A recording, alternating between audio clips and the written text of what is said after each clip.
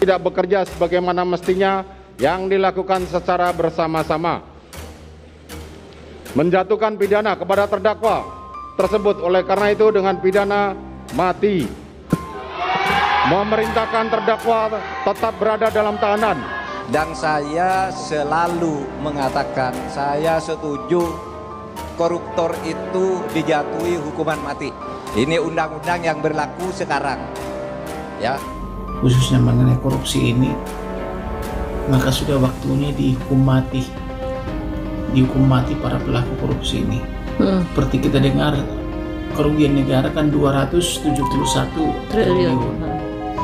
Jadi inilah waktunya bagi negara bersikap tegas, dihukum mati saja. Sebetulnya apa yang paling pantas?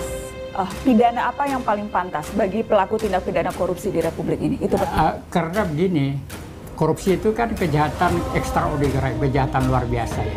Yang mencuri harta negara, yang itu memiskinkan rakyat. Sebetulnya ingin menghukum mati koruptor itu. Terus terang saya ingin. Korupsi kemarin kan hanya sekedar mendatangi rumahnya, kemudian menggeledah dan kemudian menyita bawa sitaan. Itu korupsinya saja. Tapi kan itu tidak signifikan. Yang paling signifikan adalah uang hasil kejahatan dari 271 triliun entah berapa orang itu kemana saja dan siapa. Yang orang terdekat pasti nomor satu yang akan dimintain keterangan, atau termasuk pihak keluarga, istri gitu, atau suami misalnya. Betul, pasal. Suami Sandra Dewi Harvey Muiz resmi jadi terduga korupsi 271 triliun hingga divonis hukuman mati bagi koruptor. Kasus dugaan korupsi tata niaga komoditas timah yang menjerat suami dari aktris Sandra Dewi Harvey Muiz masih terus bergulir di Kejaksaan Agung Republik Indonesia.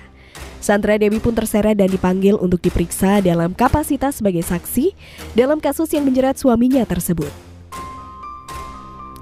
Suami dari Sandra Dewi Harvey Muiz telah ditetapkan sebagai tersangka oleh Kejaksaan Agung dalam kasus dugaan korupsi timah. Diduga, Harvey Muiz telah merugikan negara senilai 271 triliun rupiah. Menanggapi kasus korupsi yang menyeret Harvey Muiz, pengacara Kamarudin Simanjuntak pun menyinggung hukuman mati bagi koruptor. Selain itu, Kamarudin juga menyebut Sandra Dewi bisa terancam dimiskinkan. Kamarudin Simanjuntak berharap keluarga pelaku korupsi timah dimiskinkan. Kamarudin Simanjuntak meminta pemerintah bisa tegas menuntaskan kasus ini. Kamarudin mengatakan tidak ada alasan bagi seorang istri untuk tidak mengetahui dari mana asal pertambahan harta pasangannya, sehingga Sandra Dewi berpotensi ikut terseret kasus korupsi sang suami. Korupsi mencoreng sektor pertambangan timah di Indonesia. Korupsi terjadi dalam tata niaga timah wilayah izin usaha pertambangan timah TBK.